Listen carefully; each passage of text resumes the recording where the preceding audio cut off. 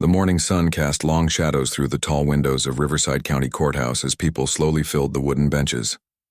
The air felt heavy with tension, like the moment before a thunderstorm breaks.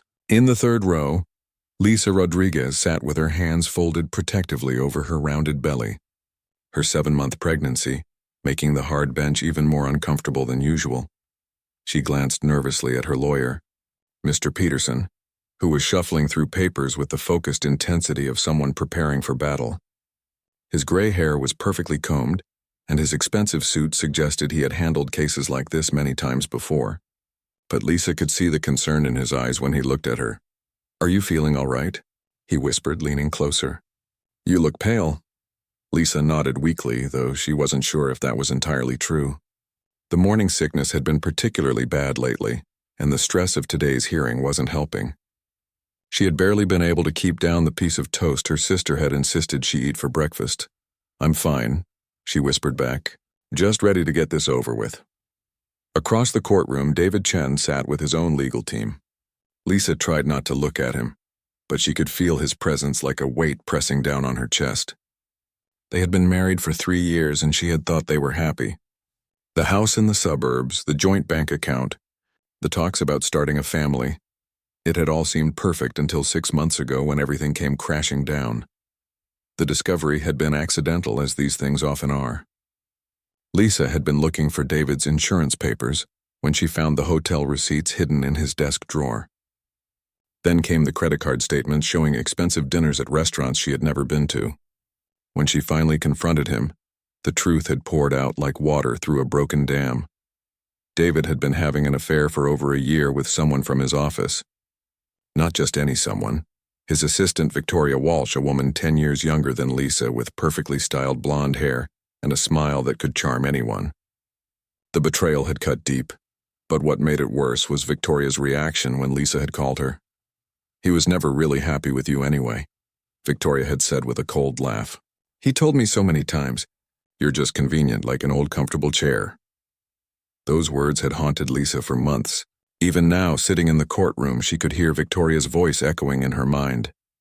Victoria was here today too, sitting 2 rows behind David.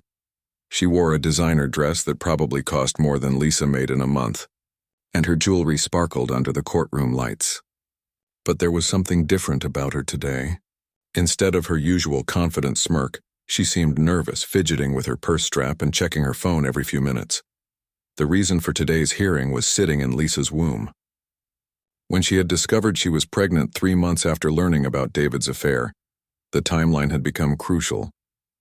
David claimed the baby couldn't be his because they had barely been intimate during that period. He insisted on a paternity test, hiring expensive lawyers to make his case. But Victoria had her own agenda.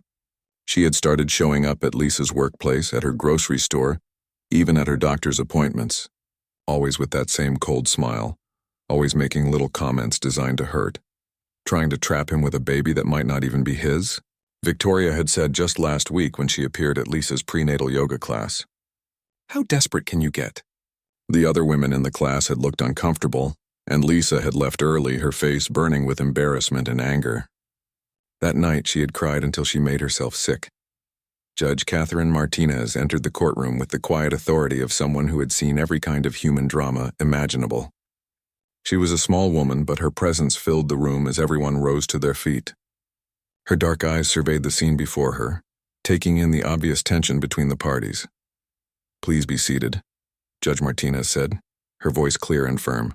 "We're here today for the matter of Rodriguez versus Chen, regarding paternity determination and related financial support issues." Lisa's heart started beating faster. This was it. After months of waiting, fighting, and worrying, they would finally have answers. She placed both hands on her belly, feeling the baby move restlessly inside her. It was as if the child could sense the tension in the room. Mr. Peterson stood up. "Your Honor, my client has been subjected to months of harassment and emotional distress while waiting for these results. Mrs. Rodriguez never wanted this paternity test, but Mr. Chen insisted upon it through his legal team. David's lawyer, a sharp-faced woman named Ms. Williams, immediately objected.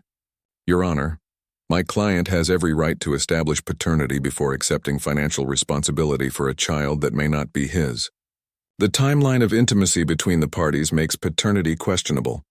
Lisa felt her cheeks burn. Having her private life discussed like this in front of strangers made her feel exposed and vulnerable. She could see people in the gallery leaning forward, eager to hear every detail of her personal business. Judge Martinez raised her hand for silence. I have reviewed all the submitted evidence and testimony from previous hearings. Today we will be hearing the results of the court-ordered DNA test performed by Genetic Solutions Laboratory. Dr. Robert Kim from the laboratory is here to present the findings. A tall man in a white coat stood up from the front row, carrying a manila envelope that seemed to hold Lisa's entire future inside it. Dr. Kim had kind eyes behind wire-rimmed glasses, and his calm demeanor helped slow Lisa's racing heart just a little. Victoria leaned forward in her seat, and for the first time since entering the courtroom, Lisa saw her smile. It wasn't a nice smile. It was the smile of someone who thought they were about to win something important. Victoria had been telling everyone who would listen that there was no way David was the father, that Lisa was just trying to secure money and attention. The results are conclusive, Dr. Kim announced, breaking the seal on the envelope. The sound of tearing paper seemed impossibly loud in the silent courtroom. Lisa gripped the armrest of her chair so tightly her knuckles turned white. Everything she had been through, the betrayal, the humiliation, the financial struggles of preparing for a baby alone, all of it was about to be resolved with a few simple numbers and percentages. The baby moved again, stronger this time, as if responding to her stress. Lisa closed her eyes and tried to breathe deeply, the way her prenatal instructor had taught her. In and out, in and out. Whatever happened next, she would face it with dignity. Behind her, she could hear Victoria shifting in her seat, probably still smiling that terrible smile. Dr. Kim adjusted his glasses and cleared his throat. The entire courtroom seemed to hold its breath as he opened the folder containing the test results. Lisa could hear her own heartbeat pounding in her ears, drowning out almost everything else. The DNA analysis was performed using the most advanced testing methods available. Dr. Kim began, his professional tone somehow making everything feel more real. We tested samples from all three parties involved. The mother, the alleged father, and the unborn child through amniocentesis performed last month. Lisa remembered that day clearly. The long needle, the uncomfortable procedure, and the fear that something might go wrong with the baby. David hadn't even bothered to come with her to the appointment. Instead, he had sent his lawyer to observe, as if Lisa might somehow cheat on a medical test. The results show a probability of paternity of... Dr. Kim paused, looking down at the papers in his hands. Victoria leaned so far forward she was practically falling out of her seat. Her smile had grown wider, and she was already reaching for her phone, probably ready to text someone about her victory. Lisa had overheard her in the bathroom earlier, talking loudly to a friend about how she couldn't wait to see that desperate woman's face when the truth came out. 99.97%, Dr. Kim announced clearly.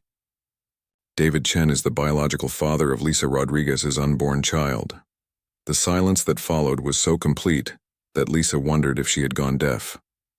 Then the courtroom erupted into murmurs and whispers as people processed what they had just heard. Lisa felt her whole body go limp with relief. All those months of David questioning her, of Victoria's cruel comments, of people looking at her like she was some kind of gold digger trying to trap a man with a fake pregnancy. It was over. The truth was finally out there for everyone to hear. She turned slightly to look at David, who had gone completely pale. His mouth was hanging open, and he was staring at Dr. Kim as if the man had just spoken in a foreign language.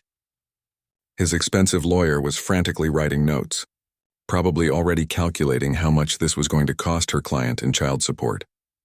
But it was Victoria's reaction that really caught Lisa's attention.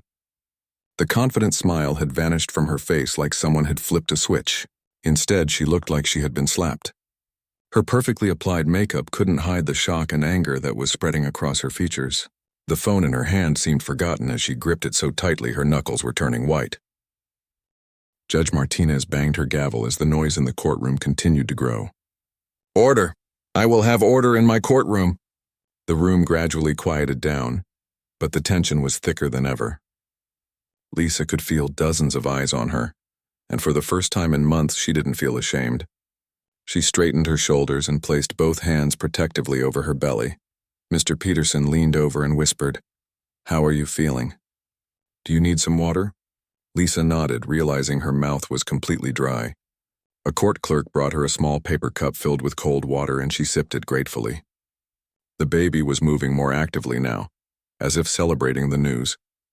Judge Martinez continued, "Mr. Chen, do you have anything to say in response to these findings?" David slowly stood up, his legs seeming unsteady. For a moment, he just stared across the courtroom at Lisa.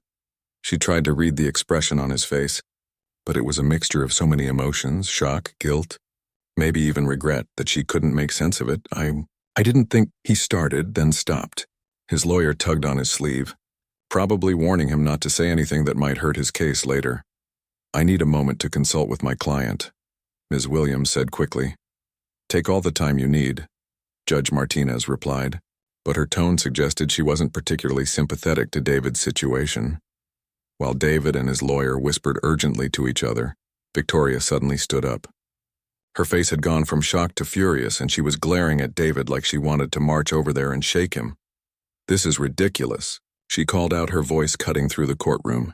"There has to be some mistake." Judge Martinez turned her stern gaze toward Victoria. "Ma'am, you are not a party to these proceedings. Please remain quiet or you will be asked to leave." But Victoria was beyond caring about court etiquette. "He told me they barely ever." She stopped herself, probably realizing she was about to share very private information in a public courtroom. Lisa felt her cheeks burn with embarrassment, but also with anger. Even now, even with the DNA results proved, Victoria was trying to humiliate her. The woman just couldn't accept that her perfect plan to steal David away hadn't worked out the way she had expected. "Bailiff," Judge Martinez said calmly, "please escort Ms. Walsh from the courtroom." As the bailiff approached, Victoria's composure finally cracked completely. "This is all wrong," she shouted, her voice getting higher and more desperate. "David, tell them how unhappy you were. Tell them about us." The bailiff gently but firmly took Victoria by the arm. She continued protesting as she was led toward the exit, her designer heels clicking rapidly on the marble floor. "This isn't over. David, don't let them do this to you." The heavy courtroom doors closed behind her with a soft thud, and the room fell quiet again. Lisa could hear her own breathing, slow and steady now that the immediate drama had passed. She realized she was no longer afraid. For the first time in months, she felt like she could handle whatever came next. David was still conferring with his lawyer, but Lisa could see that he kept glancing in her direction. She wondered what he was thinking. Was he remembering the early days of their marriage when they had talked about having children? Was he thinking about the nursery they had started planning before everything fell apart? Dr. Kim was still standing at the front of the courtroom, patiently waiting for any questions about his findings. His calm presence was reassuring, like an anchor in the storm of emotions swirling around the room. Judge Martinez looked at her watch and then addressed the court again. "We'll take a 15-minute recess to allow all parties to process this information and prepare for the next phase of proceedings, which will address financial support and custody arrangements." As people began to file out of the courtroom, Lisa remained in her seat. She needed a moment to let everything sink in. The baby she was carrying was definitely David's child. Her child would have a father, whether David wanted to be involved or not. And Victoria's cruel words and confident predictions had been proven completely wrong. Mr. Peterson sat down beside her. "You did it," he said quietly. "You held your ground and you were right all along." Lisa nodded, tears of relief starting to form in her eyes. "I never doubted it," she whispered. "I just needed everyone else to know the truth too." During the recess, Lisa stepped outside the courtroom for some fresh air. The hallway was buzzing with people discussing her case, but she tried to ignore their stares and whispered conversations. Her sister Monica had driven 3 hours to be here for moral support, and she was waiting by the water fountain with a concerned expression. "How are you holding up?" Monica asked, wrapping her arm around Lisa's shoulders. "That was quite a scene in there." "I feel like I can breathe again for the first time in months," Lisa admitted. "But I'm also terrified about what comes next." David looked completely shocked. I don't think he really believed he was the father until he heard those numbers. Monica squeezed her sister's hand. "Well, now he knows. And now he has to step up and take responsibility for his actions." Through the tall courthouse windows, Lisa could see Victoria pacing back and forth in the parking lot, talking rapidly on her phone. Even from this distance, her body language screamed frustration and anger. Lisa wondered who she was calling and what she was planning to do next. Victoria wasn't the type of person to give up easily. "She's still out there," Lisa said, nodding toward the window. Monica followed her gaze and frowned. "That woman has serious issues. Who shows up to someone else's paternity hearing acting like that?" Before Lisa could answer, she noticed David walking slowly down the hallway toward them. He looked like a man who had aged 10 years in the past hour. His usually perfect hair was disheveled from running his hands through it, and his expensive suit couldn't hide the fact that he seemed completely defeated. "Lisa," he said quietly, stopping a few feet away. "Can we talk? Just for a minute?" Monica immediately stepped protectively closer to her sister. "I don't think that's a good idea right now," but Lisa surprised herself by nodding. "It's okay, Monica. We need to have this conversation eventually." They walked to a quiet corner near a large portrait of some long-dead judge. David kept his hands in his pockets and stared at the floor for a long moment before speaking. "I owe you an apology," he said finally. "Actually, I owe you about 1,000 apologies, but I don't even know where to start." Lisa waited. She had dreamed of this moment, David finally admitting he was wrong. But now that it was happening, she felt strangely empty. The apology she had wanted so desperately months ago seemed too little, too late. "I convinced myself that the baby couldn't be mine because it was easier than facing what I had done," David continued. "It was easier to blame you than to admit I had destroyed our marriage and hurt you so badly." "You didn't just hurt me," Lisa said quietly. "You humiliated me. You let Victoria say those terrible things about me. You made me feel like I was crazy for knowing my own truth." David winced as if she had slapped him. "I know, and I hate myself for it, Victoria. She has a way of making everything seem like everyone else's fault. She convinced me that you were trying to trap me, that you had probably been with someone else. But you knew better," Lisa said, her voice growing stronger. "You knew me, David. We were married for 3 years. You knew I would never do something like that." "You're right," he said, finally looking up to meet her eyes. "I knew better. But I was scared and selfish, and I took the easy way out. I let her poison my mind against you because it meant I didn't have to face what I had become." Lisa felt the baby kick, as if responding to the emotional conversation. She placed her hand on her belly, and David's eyes followed the movement. For the first time, she saw something that might have been wonder cross his face. "Can I?" he started, then stopped. "Would it be okay if You want to feel the baby kick?" Lisa asked. David nodded, looking more vulnerable than she had ever seen him. Against her better judgment, Lisa found herself taking his hand and placing it on her stomach. Almost immediately, the baby gave a strong kick right where his palm rested. David's eyes went wide, and Lisa saw tears forming. "That's my child," he whispered, as if he was just now understanding what that meant. "Yes," Lisa said simply. "That's your child." They stood there for a moment in silence, David's hand still on her belly, both of them feeling their baby move. It was the first peaceful moment they had shared in almost a year. The moment was shattered by the sound of high heels clicking rapidly down the hallway. Victoria had somehow gotten back into the building, and she was marching toward them with fury written all over her face. "David," she called out, loud enough that several people turned to stare. "We need to talk. Right now." David quickly dropped his hand and stepped back from Lisa. The spell was broken, and Lisa could see him starting to retreat back into himself. "Victoria, you shouldn't be here," David said. "Security escorted you out." "I don't care about security," Victoria snapped. "I care about you making the biggest mistake of your life. You can't seriously be buying into this whole act." "Act?" Lisa repeated, her voice dangerously quiet. "The DNA test was an act?" Victoria turned her cold gaze on Lisa. "DNA tests can be wrong. Labs make mistakes. I've been researching it online, and there are dozens of cases where the results were incorrect. 99.97%, Lisa said firmly. "That's not a mistake. That's scientific fact. Science can be manipulated," Victoria shot back, "especially when someone has as much to gain as you do." David looked back and forth between the two women, and Lisa could see the doubt creeping back into his expression. After everything they had just shared, Victoria was still able to plant seeds of uncertainty in his mind. "David," Lisa said, trying to keep her voice calm. You just felt your baby kick. You know this is real. Our baby, Victoria corrected, moving to stand possessively next to David. Because when this whole mess gets sorted out, David and I are going to be together, and I'll be the one raising that child. The words hit Lisa like a physical blow. What did you just say? You heard me, Victoria said with that cold smile returning. David might be the biological father, but that doesn't mean you get to keep the baby. There are ways to prove you're an unfit mother. A woman who would put a child through all this drama for money clearly doesn't have the child's best interests at heart. Lisa felt the world starting to spin around her. This wasn't just about money or apologies anymore. Victoria was talking about taking her baby away from her. That's enough, David said suddenly, his voice stronger than it had been all day. Victoria, stop.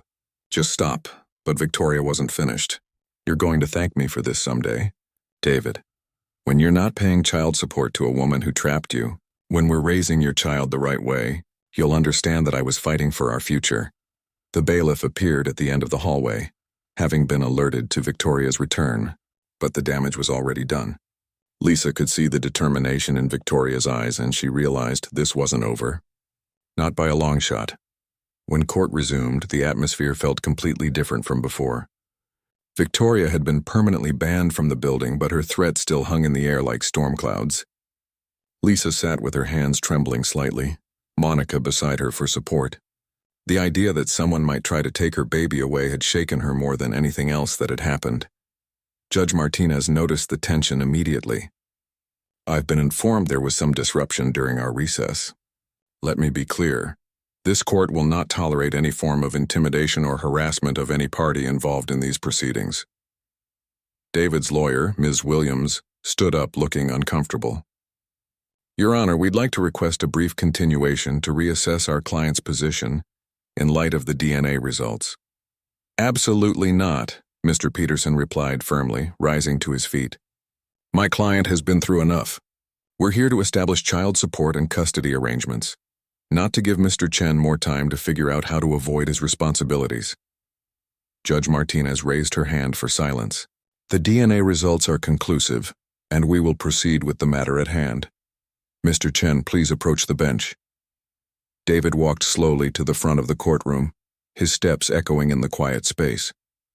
Lisa watched him carefully, trying to read his body language. The man who had felt their baby kick just 30 minutes ago seemed like a stranger again. Mr. Chen, Judge Martinez said sternly, you are the biological father of Mrs. Rodriguez's child. The court needs to establish your intentions regarding parental rights and financial support. Do you wish to seek joint custody?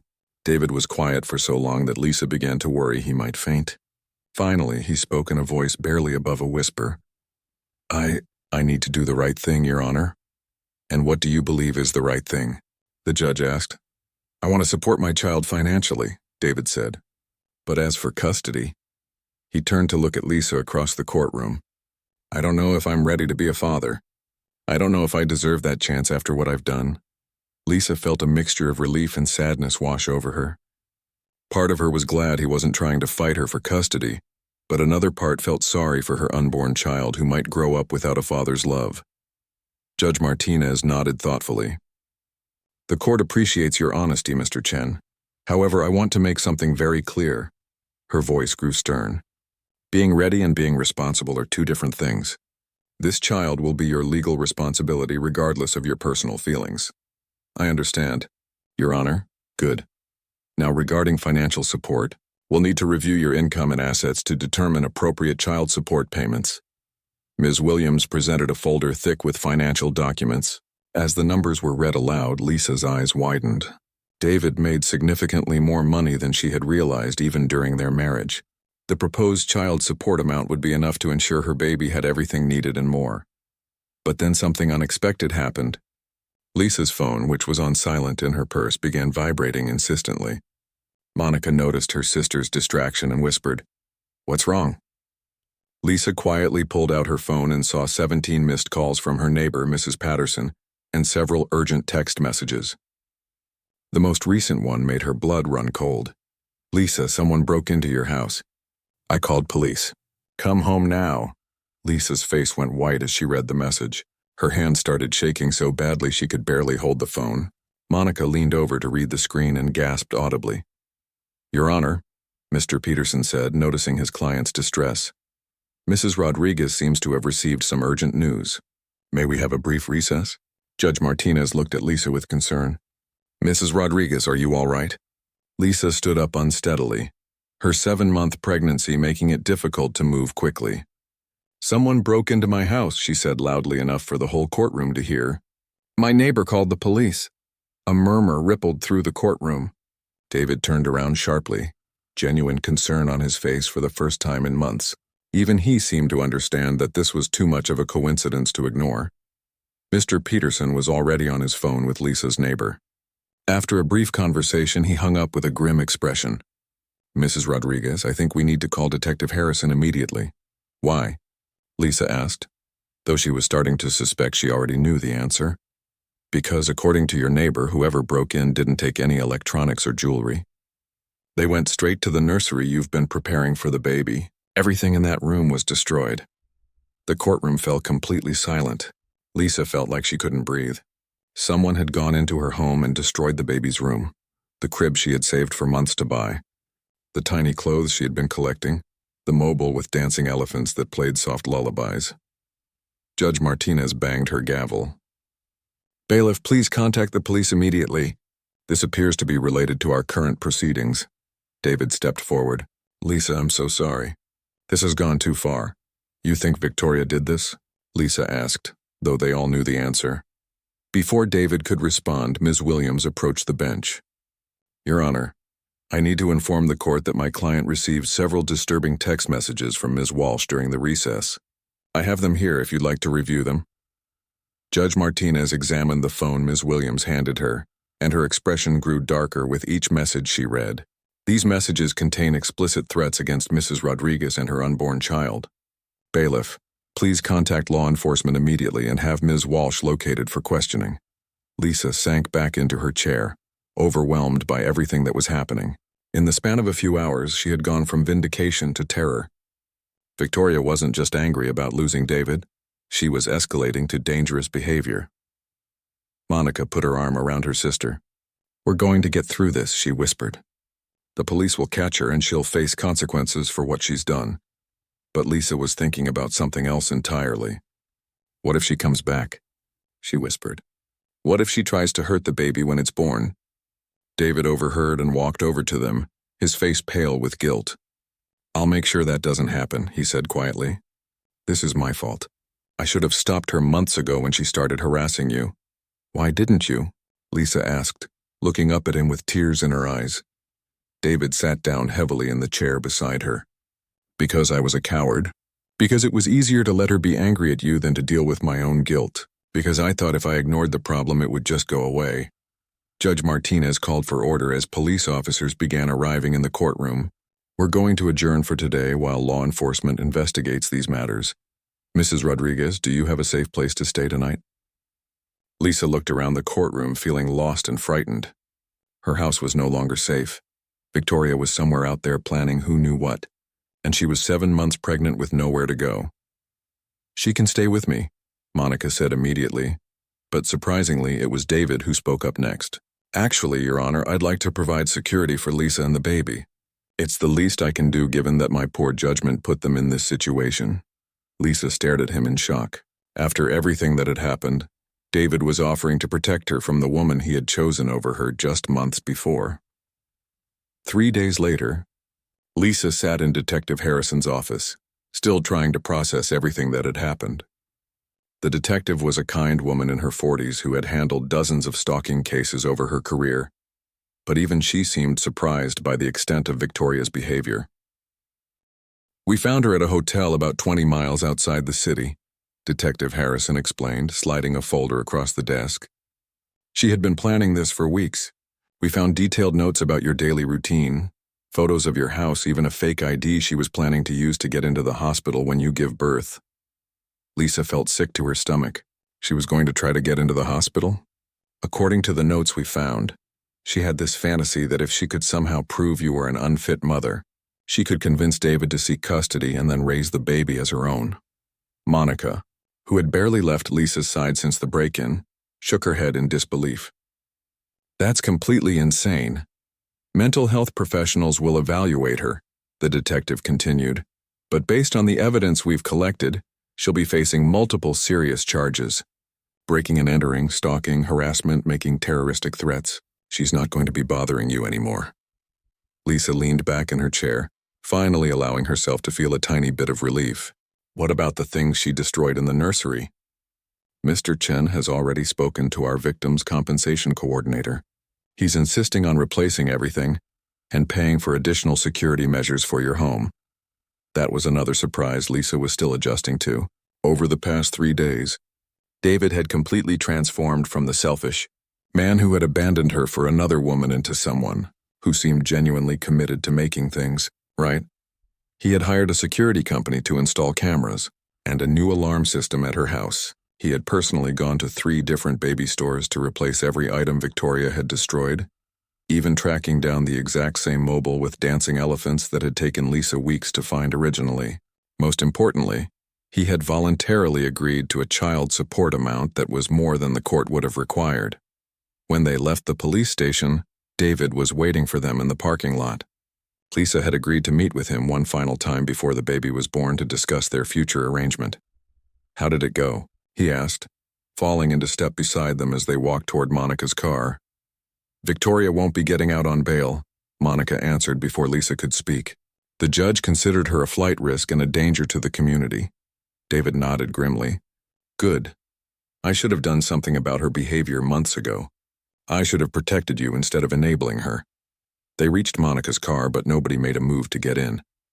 There was still one more conversation that needed to happen. "David," Lisa said quietly, "I need to know something. Are you doing all this because you feel guilty? Or because you actually want to be a father to this baby?" It was the question that had been weighing on her mind for days. The financial support was one thing, but she didn't want her child growing up with a father who was only there out of obligation. David was quiet for a long moment, staring at the ground.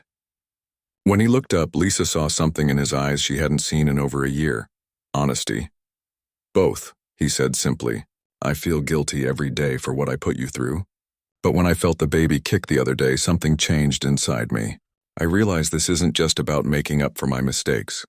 This is my child, and I want to be part of their life. Even though it means dealing with me for the next 18 years? Lisa asked, a slight smile playing at the corners of her mouth. David smiled back, and for a moment she could see the man she had fallen in love with all those years ago. "Especially because it means dealing with you for the next 18 years. You're going to be an amazing mother, Lisa. Our child is lucky to have you." Lisa felt tears forming in her eyes, but for the first time in months, they were happy tears. "I'm scared," she admitted. "I'm scared of doing this alone, but I'm also scared of trusting you again." "You shouldn't trust me completely," David said. "Not yet. I need to earn that back, and I know it's going to take time. But I want to try if you'll let me." Monica had been listening quietly, but now she spoke up. "Lisa, you don't have to decide everything right now. The baby isn't due for 2 months. You have time to see if David really means what he's saying." Lisa nodded, placing her hands on her belly where the baby was doing its usual afternoon gymnastics routine. "Okay," she said finally. "We can try. But if you hurt us again, if you choose someone else over your responsibilities again, that's it. No more chances." "I understand," David said. "And Lisa, thank you for fighting for the truth, for protecting our baby, for being stronger than I ever was." 6 weeks later, Lisa woke up at 3 in the morning with the unmistakable feeling that something was different. The contractions started gently but quickly grew stronger. Monica drove her to the hospital while calling David from the car. By the time David arrived at the hospital, slightly out of breath and carrying a bag of items from Lisa's list, Lisa was already in active labor. The nurse led him into the room just as another contraction hit. "Is it okay that I'm here?" he asked nervously, staying near the door. Lisa reached out her hand toward him. "I want you here," she said between breaths. "This is your baby too." David took her hand and didn't let go for the next 4 hours. When their daughter finally arrived, all 7 pounds and 3 ounces of her, he was the first person besides Lisa to hold her. "She's perfect," he whispered, tears streaming down his face as he looked at the tiny person in his arms. "She looks just like you." She has your nose, Lisa said softly, exhausted but happier than she had been in over a year. As David carefully placed their daughter in Lisa's arms, the baby opened her dark eyes and seemed to look directly at her mother. In that moment, all the pain and fear and uncertainty of the past months faded away.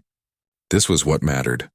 This perfect little person who was half her and half David, who would grow up knowing she was wanted and loved. The nurse came in to check on them and smiled at the scene. "First baby?" she asked. "Yes," Lisa and David said at the same time, then looked at each other and laughed. "What's her name?" the nurse asked, preparing the birth certificate. Lisa looked at David and he nodded encouragingly. They had talked about names during one of their recent conversations, but she had insisted on having the final say. "Hope," Lisa said, looking down at her daughter. "Her name is Hope Rodriguez Chen." And for the first time in almost a year, Lisa truly believed that everything was going to be okay.